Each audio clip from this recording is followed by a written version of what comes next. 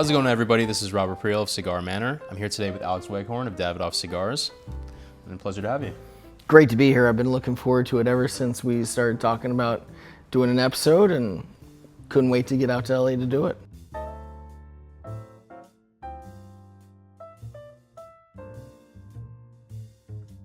Started talking about how you got involved with cigars in your early childhood or teenage years.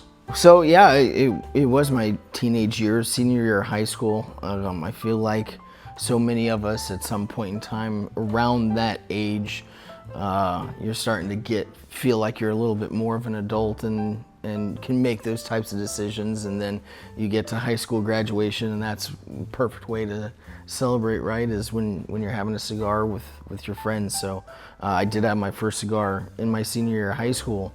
And I remember it was a Romeo y Julieta. It was a 1875 Bully. And like so many of us at that first go, it's something you don't necessarily know how to appreciate properly.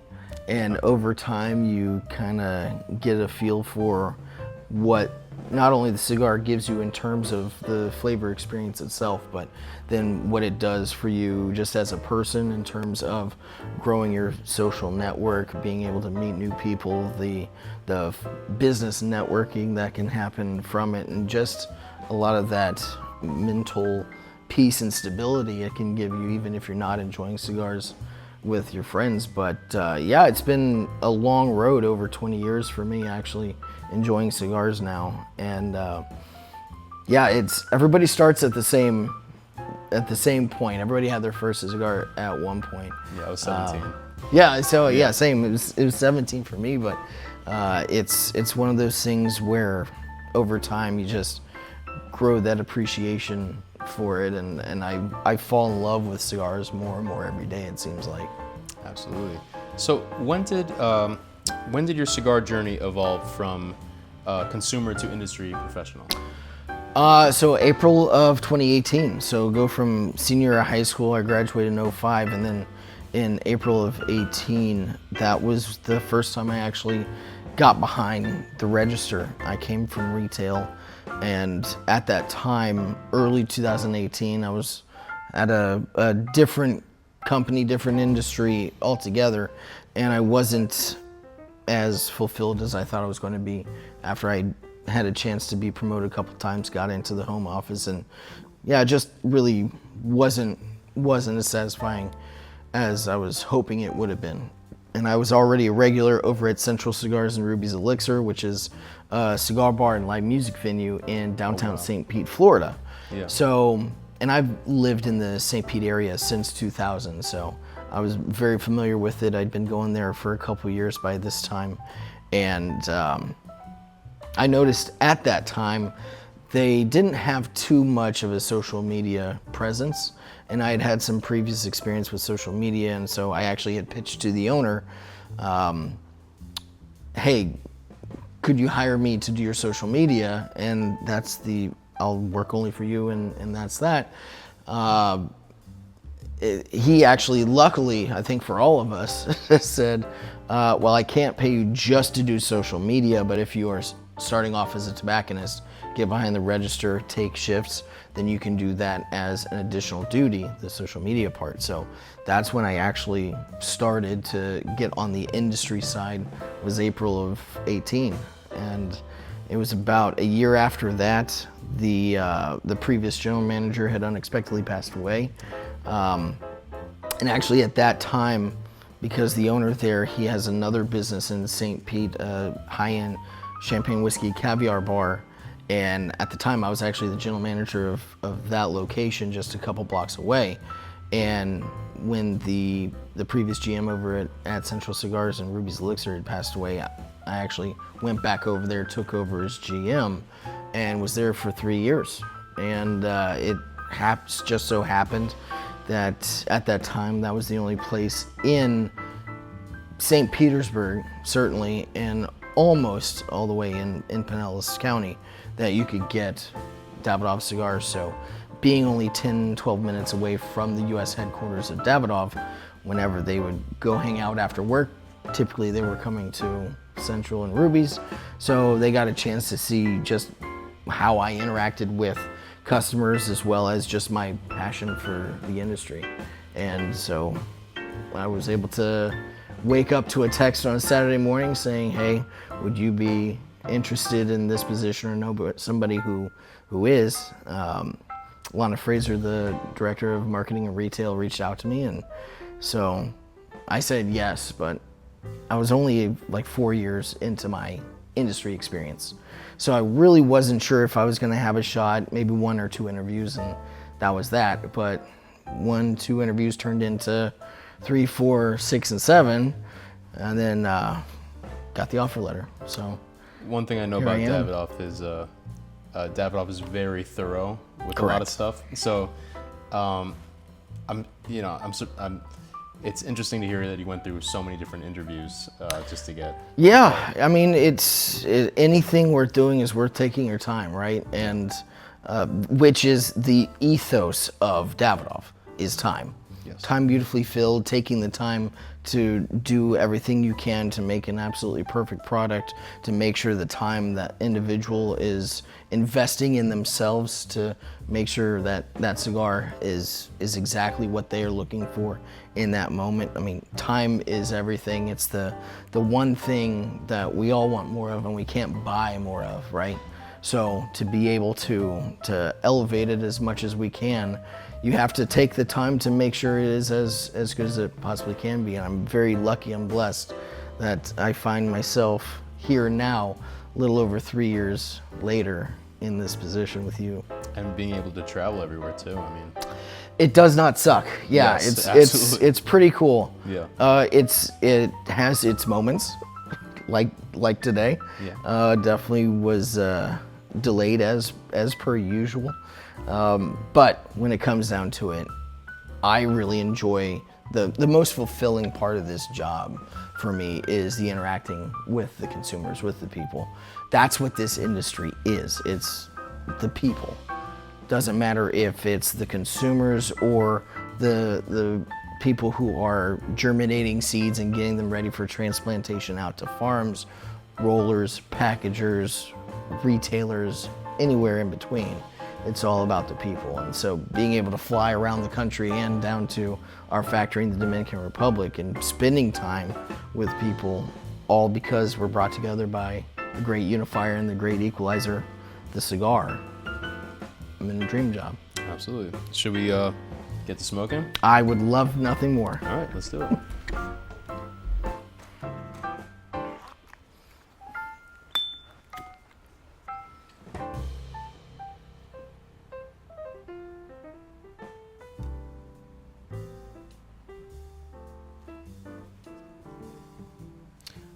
So, did you have any mentors growing up, or anyone in the industry who helped spark the interest of cigars? So, I mean, really, one of my biggest mentors, the guy who actually held my hand the most, was once I joined Davidoff, and that was actually Eddie Guerra. So he was the senior brand manager for all brands, and now he actually works over with La Flor Dominicana. So he was actually one who really taught me, there you go, a lot about, because I had experienced cigars as a consumer, right? And then I had a couple years as a general manager, but it's also one of those things where as a general manager, there's so many other things other than the cigars themselves you have to worry about. So, you need the cutter? Yes. There you go. So, it honestly, unfortunately, kind of pulls you away from the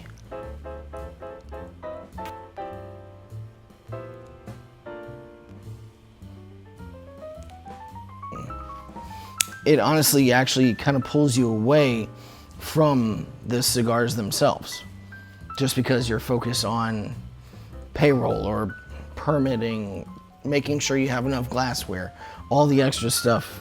What you need? Just the Which one? lighter again. Lighter? Yeah, there you go. Thank you. all the other things that go into running a business. So when it came to really stoking the more creative side for me, that was Eddie Guerra. He was able to help me out with figuring out new ways to think about cigars, about the cigar experience, what it means to people, bringing them together and being able to come up with fun and new exciting ways to educate people as well.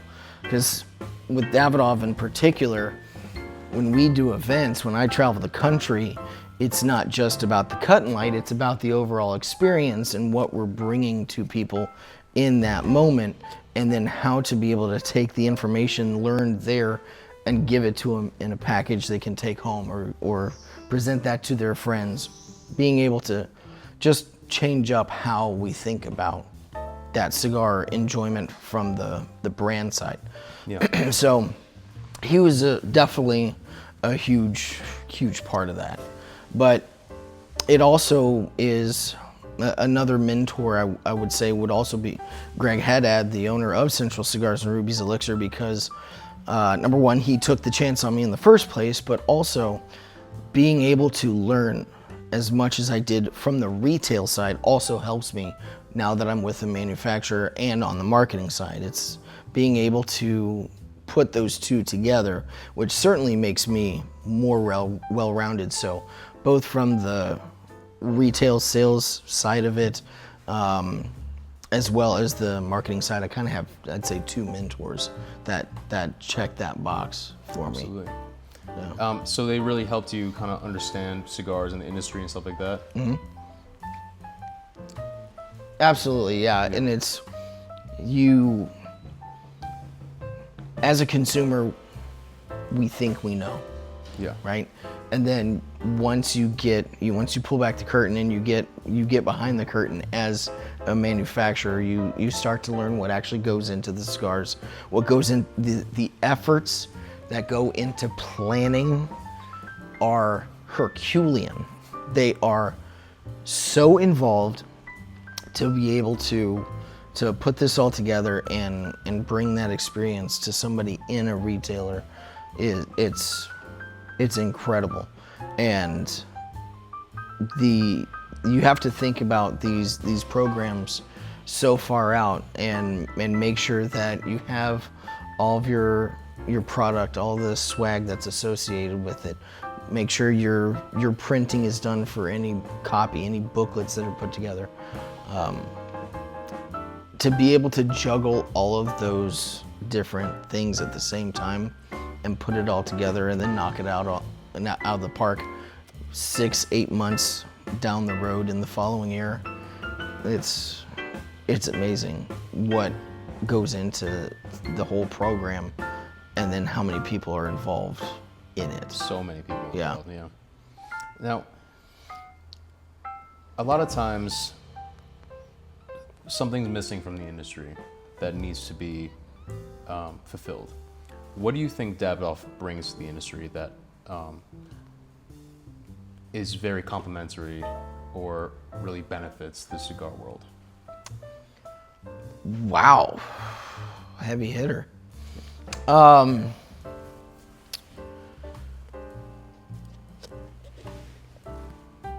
Consistency. And not that others don't have a form of consistency, but I feel like, yes, Davidoff is known for consistency and quality control from the manufacturing side, the actual cigar production side. That is what we hang our hat on, and that's what people have come to expect.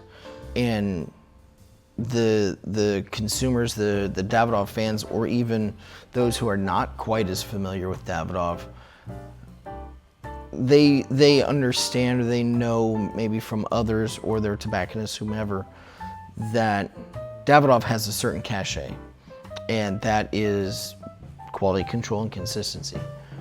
But on top of that, it's also the consistency in the messaging. I mean, I already brought it up, time. Time is the ethos of Davidoff. and taking the time to make sure that everything is perfect, taking the time to make sure that every single cigar in a box is the same shade.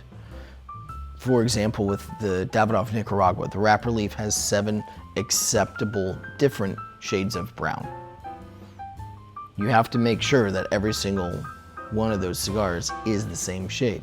So taking that minutia into account at every level of manufacturing, but also again from the marketing, from the sales, it's the same conversations that happen to make sure we are consistent across the board, no matter what's going on. Yeah, so I feel like a consistency, even in price point. Yes, we are at a higher price point than many manufacturers out there. That said, we have absolutely earned that price point. I actually believe that we were the first cigar in the United States market to break $10 back in the day. But again, we have earned that. We have made sure we are at the forefront in terms of quality and also innovation, our consistency in our innovation, making sure that we're coming up with new blends. A lot of people know Davidoff for actually the limited editions, and being able to come out with a new project takes 2-3 years for us to do. We're not just getting an idea in January and announcing it 3 months later and launching it 3 months after that. It's something that is years and years in the making. So that consistency of time in anything and everything we do, from creation to enjoyment, is the ethos. What is something you have learned as an industry professional that you didn't know as a consumer? Is there anything that while working at Davidoff you've kind of learned that you wish you knew as a consumer, or something that is very interesting to you? Something I didn't know as a consumer. Maybe production or... The importance of fermentation. First off, what fermentation is. Absolutely. What happens during fermentation. But then on top of that, the importance of it. And why, down to the consumer level, everyone should care. Everyone should care. For us, that's one of the things that is so important in how we are producing our tobacco. Yes, we do grow a lot of our tobacco in the Dominican Republic. We're working with up to 50 different farms in 15 different growing regions, but we also have tobaccos from other countries. Other countries of origin are a huge part of our portfolio. For example, the Ecuadorian wrapper leaf. We use Ecuadorian wrapper leaf on almost our entire portfolio. We have the Davidoff Nicaragua, which is a Nicaraguan Puro. But we get that tobacco as early in the process as possible to make sure that we put it into a fermentation for our amount of time, done our way, and that's kind of where that Davidoff special dust, that little magic, is really starting to come through. It's not just the fact that we're using the top 10% of the most viable seeds from our seed bank. It's not just our agronomists going out and working with these farmers around the Dominican Republic and measuring the water levels from local weather patterns or the nutrition in the soil. It's that fermentation that's really starting to change the tobacco. You're breaking down the structure, you're getting rid of the ammonia. You go longer periods of time at lower temperatures, low and slow, to make sure you're allowing all of those kind of harsher, rougher flavor and physical characteristics of the tobacco to to break down, and then you go to the aging, and then it's all that time that's spent in climate controlled rooms and sewn up in these bales for years and years and years. So much time goes into it. It's wild to me. And no one really understands how much goes into the process of making. Correct. these It's things. people think that tobacco, for example, in fermentation, it's not a set it and forget it. It's something that takes a lot of manual labor, and it's in very, very hot conditions. You need heat, humidity, and volume. You have these large piles, and as the weight of that tobacco pushes down towards the center, the temperature raises up, and you have to make sure you're not scorching the tobacco. You don't want it to heat up too quickly, too much, or for too long. So you have to cool that tobacco down. So you have 4 people that actually have to shuffle this deck of tobacco. It's almost as tall as I am. And it takes 4 people about 32 hours to do that one time. Once. And that's happening 6, 7, 8 times just during the first fermentation period. And there's multiple fermentation periods. We haven't even talked about the rolling yet. And this is what people know. That's another side of the beast. Absolutely, yeah. Most people recognize cigars just as the final product, not the fact that this is a culmination of multiple steps, multiple years, and multiple components inside. And to be able to put that together takes a master level qualification. So for Davidoff, we actually have a requirement where to attempt your first Davidoff cigar, you need at least 10 years of rolling experience. So for somebody else, somewhere else, that might be considered a master level. For us, it's entry. So that's one of the reasons why we can genuinely say it's how we put them together that sets us apart, is because of all of these different steps are going into it, the qualifications of the people. We have people who've been working for us for over 30 years down the factory. So Over 30 years, wow. Over 30 years, yeah. Yeah. And actually, they don't work in the same departments, but at the factory we actually have a grandson, a son, a father, and a grandfather that are there. So it is truly, they're growing up in it. They know tobacco so well. And to be able to have that type of knowledge and quality and consistency in the supervisory core that all support that's one of the reasons why Davidoff is Davidoff. So what's a typical day for you look like, usually, when it comes to working for Davidoff? Am I at home or am I on the road? On the road. On the road. So, usually it is wake up, try to catch up on whatever emails before our sales rep in the area will pick me up from the hotel, and then it's hit any number of accounts during the day. That's a big thing. It's not just doing the events at night, which everybody sees more of, but it's also supporting our retailers on a day-to-day basis, and even if we're not scheduling anything with them at that time, checking in, saying hey, but continuing to work on and build that relationship. It is a business partnership. Our retailers have done a lot of work to earn the right to be a Davidoff appointed merchant. It's not an account you can just sign up. You're not gonna write us a check and say, hey, give me Davidoff. It's a long process behind it. Multiple years. You have to prove that you can build brands, work with our other brands, sign up an account, work with our other brands, activate, do the events, build that customer base, and then you have that conversation about Davidoff. That actually goes back to that consistency in the conversations that are happening from the sales side. That's what I was referring to, is the ability to earn that Davidoff account. It's not just writing a check and ready, set, go.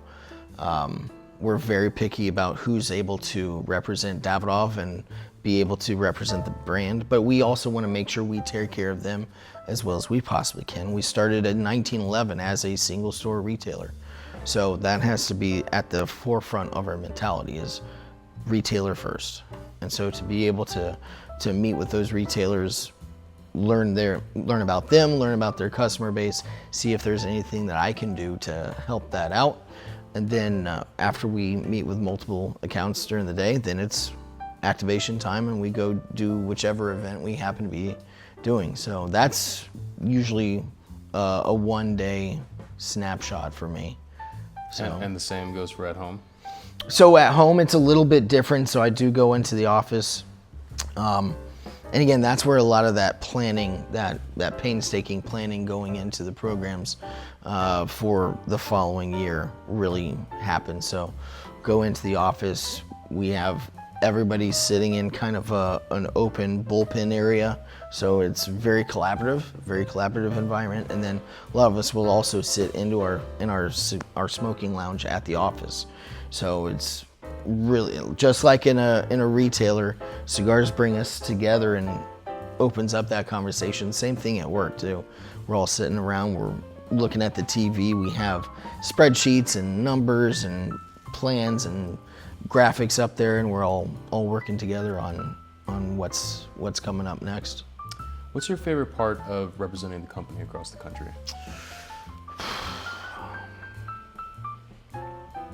You have some really good questions. Thank you. By the way. My favorite part, I did mention earlier, just this job in particular allows me to really have a lot of face time with the consumers, which is a unique thing about this industry in particular. We have a new president that was brought on board earlier this year, Emanuele Uccellini.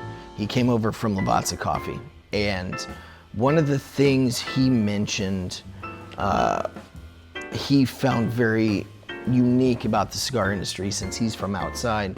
He was traveling on the road and he's talking with customers at different retailers, and he noticed how different it is that cigar consumers are so much more connected to the brands because they're also connected to the individuals behind the brands. When he was with Lavazza, one of the things he said was, it's Lavazza and they have the relationship with the retailer, but that was that relationship. It wasn't all the way down to the consumer, at least in the same way.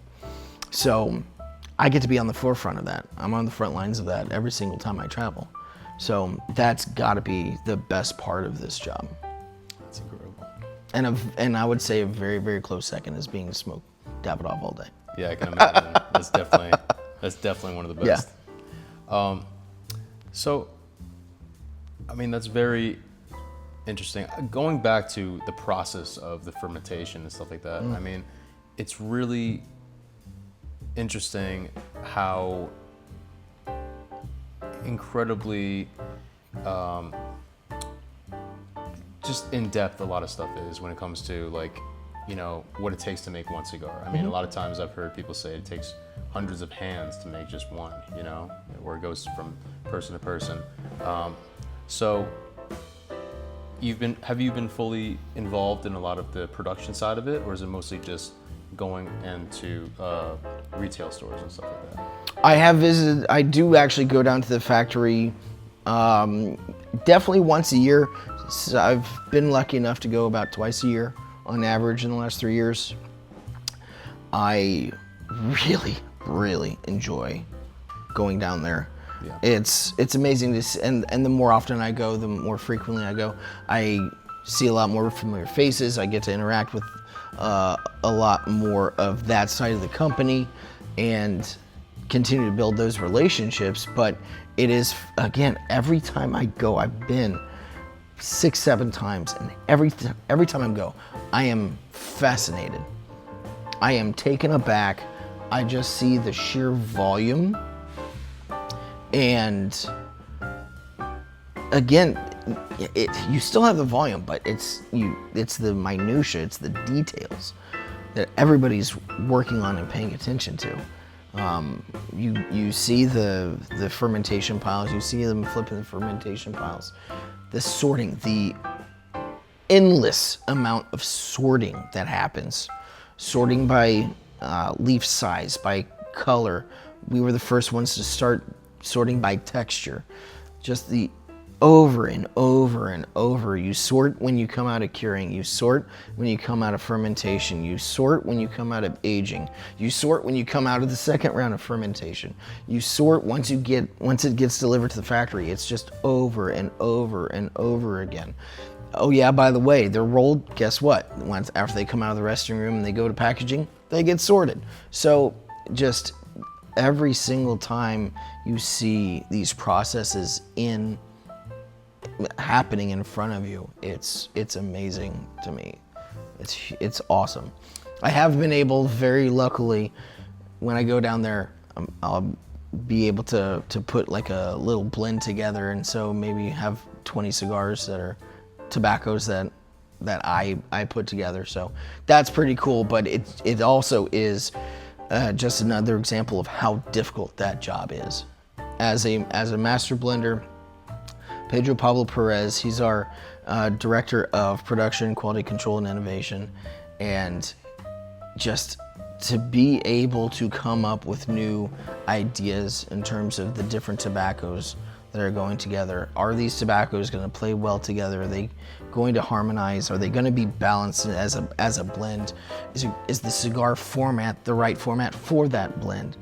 Are the right grades going to promote combustion, or is it going to be too much Ligero? Is it going to be not enough this, too much of that? So it's just fascinating when you see everything happening in front of you. Yeah, I mean, it truly is interesting going to the factories and kind of seeing the whole production side of it. I was wondering, going back to what you do, what qualities does it take to bring a great brand ambassador? What qualities do you need to have, would you say? You have to be able to public speak. That's a huge part of it. Yeah, be social. You have to be able to be in front of people. Yeah. You have to be able to think fairly quickly on your feet, because you're asking some very good questions right now, a lot of which I've never been asked before. It's really easy to answer the questions that you get asked all the time. But to be able to think on your feet, be social. The most important thing, I think, for anybody in the industry, not just as a brand ambassador, you have to be authentic. You have to be authentic. If you're not authentic, everyone will see through it immediately. It will not take long. And if you're not authentic, then you lose all credibility. You have to be doing this for the right reasons. You have to be a cigar enthusiast. You have to be a cigar nerd, a tobacco geek, in my opinion. That way, you're not working. You're just being yourself. You're just being yourself. This is the easiest thing to do if you don't have to force it. Being part of this, keeping this facade going. If this is just me, I can be me all day, any day, every day. And it's also just bringing the passion to, I mean, you love cigars. I mean, it's very noticeable, and people feed off of it. Exactly. And people believe you when it comes to passion, Absolutely, yeah. If people feel like you're being inauthentic, if you don't believe in it, why should they? Now, that leads me to my other question of, how do you tailor Davidoff to American audiences? So, a lot of people in the United States maybe have certain impressions about Davidoff as a brand and as a manufacturer. So as a brand, I feel like pretentious might be a word used to describe Davidoff. I also think from a manufacturing standpoint, a lot of people may still assume Davidoff only makes mild, very gentle blends, more on the delicate side, very smooth, smaller ring gauges, which is more of a European palate, for example. But in my opinion, there is no pretentiousness behind Davidoff. because Davidoff can be made and enjoyed for and by anybody, right? I mentioned price point. Yes, it is on the higher side. So maybe the finance part of it may limit your frequency, but at any point in time, if somebody decides to take their money and invest it in a Davidoff cigar, it needs to be and will be as perfect of a product as it possibly can to help you enjoy that time as beautifully as possible, right? So it is genuinely, in that sense, for anybody. And again, from a palate side of things, a lot of people are actually now maybe even more familiar with our Discovery series, the Davidoff Black Bands. You have the Escurio, the Nicaragua, the Amasa. Very non-traditional Davidoff cigars, using Nicaraguan tobacco, maybe using Brazilian tobacco in the Escurio, using different Dominican tobaccos and Nicaraguan tobacco in the Amasa, but they're done in the Davidoff way. So you can have these fuller intensity, more complex, more flavor diverse blends that have that intensity that an American palate may enjoy, even in different formats, larger formats. A lot more people in the United States enjoy something in a 56 or a 60 ring gauge than in Europe. So tailoring even an entire pillar of the Davidoff portfolio towards American palates helps diversify and make it more inclusive. And then more people can say, oh, well, I really like the Nicaragua. Maybe I should try the Signature. So now other people who may have thought they enjoy a certain type of cigar, now they can actually learn and be more explorative in their journey for cigars, and they can use Davidoff to do it. So, yeah. Do you have any favorite activations or events that you go to by any chance? Like you mentioned, you said PCA or anything like that. So as Davidoff, the brand does not participate in many of the multi-vendor events that happen around the country. We're more so doing that with Avo, Camacho, Zeno, those brands. Yes. So my ability to go to any of those larger activations or events is somewhat limited. Again, PCA this last year was my first time ever going, and that was a lot. Yeah. It was amazing. It was amazing. But I lost my voice and my feet were killing me. So it definitely took a lot out of me. But I don't know. I think that was fun. That was cool, doing a lot of interviews and seeing a lot of industry people I hadn't seen in a while. Even when I was the GM over at Central Cigars, some of the reps that I hadn't seen in a while was really fun. I did get the chance to go in 2023, November, the Big Smoke out in Vegas. Oh, yeah. So the Nicaragua Diadema, the Davidoff Nicaragua Diadema had gotten the #3 Cigar of the Year for Cigar Aficionado for 22. And so I had gotten to go out for Big Smoke in 23 and do a seminar. So since we were in the top 3, I got to sit in front of the VIP crowd of 600 people and do an interview with Gordon Mott and talk about the Nicaragua Diadema and Davidoff's use of Nicaraguan tobacco. And that was pretty exhilarating for me. I'd never been in front of that large of a crowd before, so I was definitely had that heart rate elevated. Yeah. But it was a lot of fun. Gordon was amazing and took me through that interview very, very well, and just being able to answer questions for that type of crowd was pretty awesome. Yeah, it's incredible. We're looking forward to going this year, hopefully. I mean, so it should be a great time. Oh yeah. Absolutely.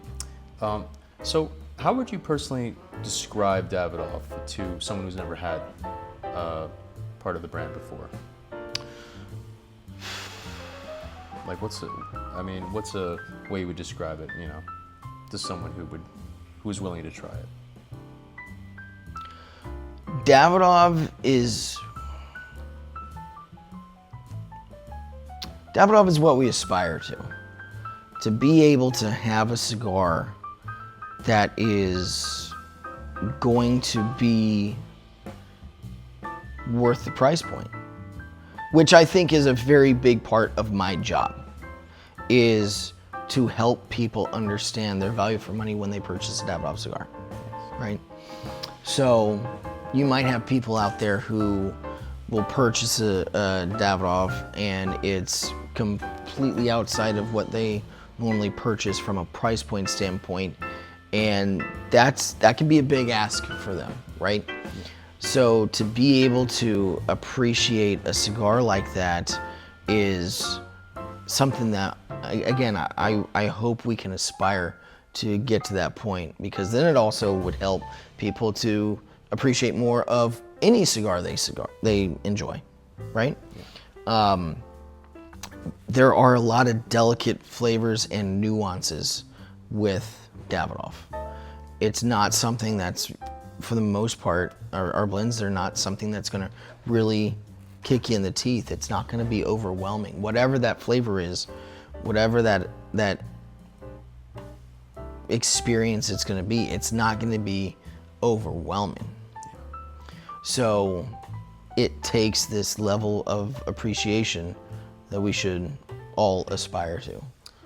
So back to the philosophy behind Davidoff of time beautifully filled. Do you think that pretty much represents what you're saying? Just Absolutely, yeah. If I am investing my time and money in a cigar like this, to be able to enjoy it, I don't want the cigar to have to be over anything else that's going on, if that makes sense. If I'm sitting down and I'm trying to get that value for money and appreciate the flavors, I don't want it to have to be trying to overpower a TV that might be on somewhere. If I'm hanging out with friends and it's more of a social occasion, I want to still be able to appreciate it without me having to split my time between my friends and the cigar. I want it to be there. I want to know it's there. I want to appreciate what's going on my palate. But the social engagement of it, typically, and I tell people this all the time, retailers are amazing about creating this camaraderie and this community based around the cigar, but a lot of times the cigar becomes an afterthought, right? Yeah. So I really want to enjoy with intent. Think about the cigar. The cigar will give you way more when you're actually paying attention to it. Now, back to what you said about just the quality and what goes into it, right? A lot of people say that, Davidoff is very expensive, and you touched on that. So what do you have to say to those people that say, this is a very expensive cigar compared to, its competitors, I guess? It's okay to think that. Yeah. Obviously. It's not something where you can't just say, oh, well, if it's too much for you, then don't buy it. It's more of kind of what I was saying earlier. It's okay if Davidoff is not your everyday cigar. Yeah. It's designed to be perfect for the time you choose that to be your cigar. So you may not have it all the time. You may have it once a year, once a quarter, once every 5 years, whatever the case is. There is a reason why Davidoff is the price point it is. It's been earned. The amount of time and effort that goes into this tobacco before it ever even gets to the rolling floor justifies that. What happens to that tobacco when it's on the rolling floor justifies that. Even the fact that we are so exclusive and we're so picky with our appointed merchant network justifies that, right? Now, again, there's those expectations that have been set because of that price point. And if that cigar at that price point doesn't hit your palate just right, That's okay. Everybody's palate is different. There's no judgment about that. If you don't feel like that cigar is for you, that's perfectly okay. But also, I would encourage someone to say, if you've only had 1 or 2 blends from Davidoff and you didn't enjoy them, don't give up, right? Because there is such a wide variety, especially now, how aggressive we've been in innovation in not only the last couple years, but the last quarter century. 2001, the Davidoff Millennium was launched. Yes. Beautiful, beautiful cigar. Yes, indeed.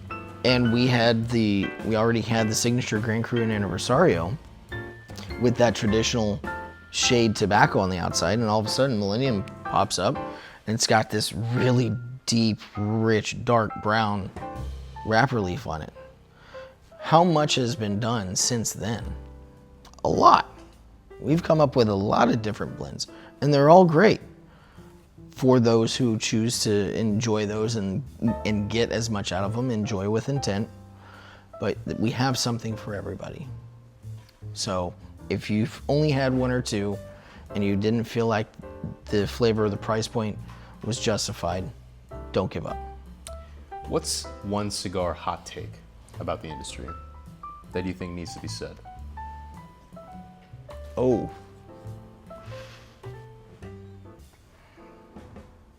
I feel like I'm not much of a hot take guy.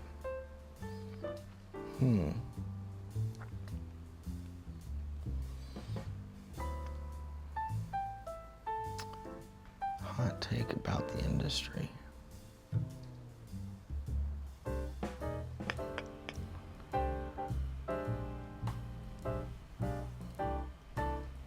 That was tough for me.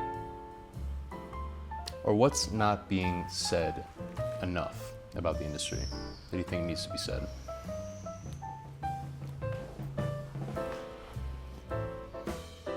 Maybe more appreciation for what goes into it?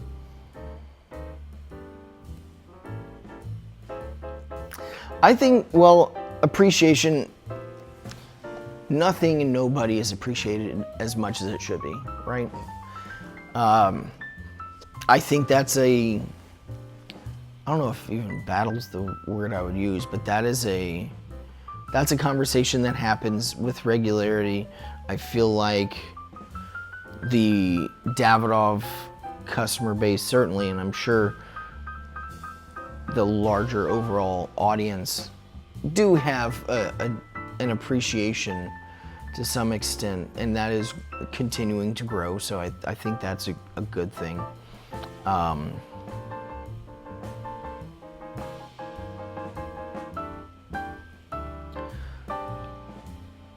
Maybe it's a hot take in terms of the larger general population, not necessarily the cigar population, cigar enjoying population, but just the fact that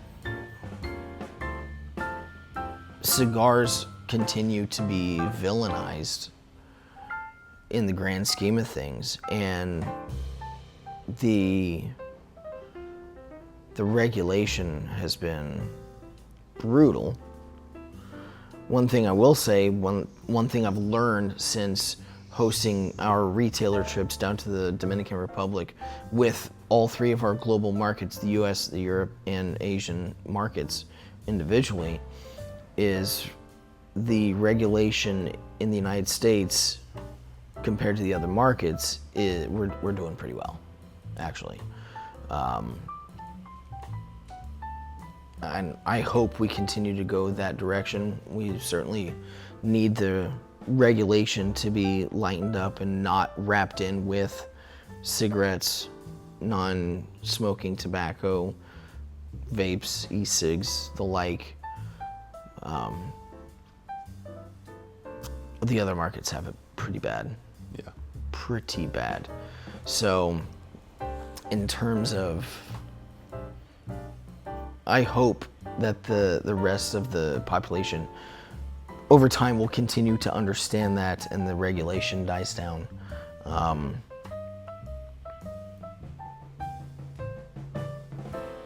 Yeah, I know the original question was What's a hot take? I wish I had a better answer for you. Oh, it's perfectly fine. Yeah, That's totally fine. Yeah. Well, listen, Sorry. it's okay. I appreciate that answer anyway. So listen, before we close out, I was gonna run through a few rapid fire questions with you. So it's usually a this or that type of thing. Okay. So let's see. So the first one, morning cigar or nightcap cigar? Morning cigar. Of course. Wine or espresso? Ooh. It's a tough one, right? I just got my W-Set 1 in wine. Oof. Yeah. So now my wine consumption has significantly skyrocketed compared to, I don't know. And I just did this fantastic dinner through Central Cigars at a local restaurant down in St. Pete, Sauvignon, and that was some magical flavors we had. I can imagine. You know what? I'll say wine. Okay. Yeah. Straight cut, V cut, or punch? Straight cut. Always, right? Absolutely. Maduro or Connecticut? Maduro. Yeah, more flavor. Lounge or private terrace? Private terrace. Oh, okay. Yeah. Yeah. If Davidoff were a song, what would it be and why? Ooh, jeez. Vivaldi Four Seasons.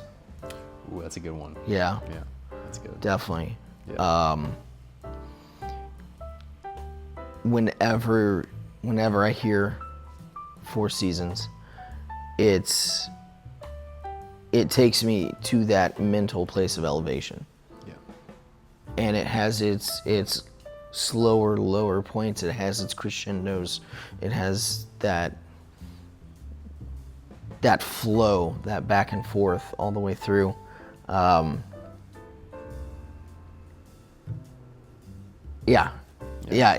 think that would be Davidoff to a T.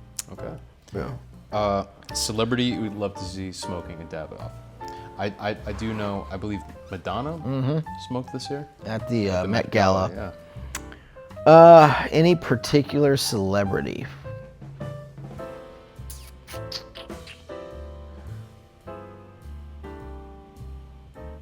The one who's going to enjoy it the most. I like that answer. That's a good one. Money, power, or legacy? Legacy. Smoke before the deal or after?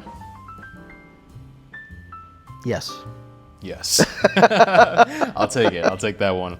Both. And finally, one word that defines Davidoff.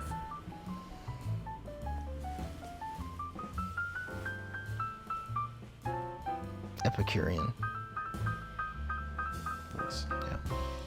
And last but not least, where do you see Davidoff in 50 years? In 50 years, still going strong. Yeah. Absolutely. That's legacy, right? There's a story about how Davidoff came to be. So, single retailer, 1911, Geneva, Switzerland. Started by Zeno's father. Fast forward to 1968. Max Oettinger Group buys Davidoff, just the retailer.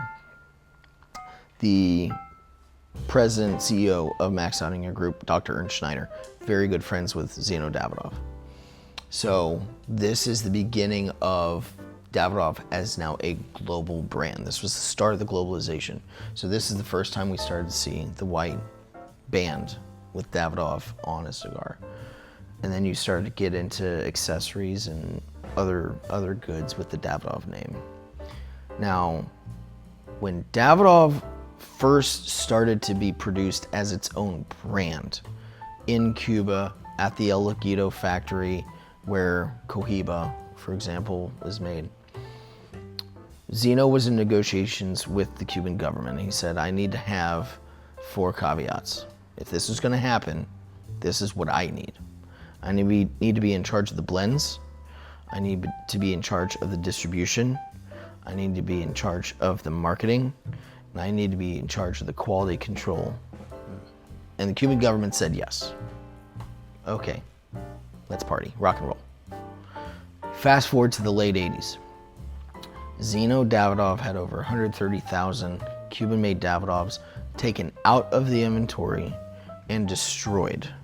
They were set on fire in the square in Geneva, Switzerland. Why? It's because the quality control was really, really slipping coming out of Cuba at that time. So, why did he do that? Yes, he was able to because of the agreement, but the fact of the matter is his name is on every single cigar. And even when he passed away in 1994, that thought of legacy first, brand first, has never waned. That fire has never gotten any dimmer. And we continue to take that torch and run forward with it. And there is absolutely no reason why 50 or more years from now, that same type of attention to detail, time, legacy will be happening. So, absolutely. All right. Yeah. Thank you so much for being here. My pleasure. Absolutely my pleasure. Everyone, that's it for today's episode. Stay tuned for next one. Take care.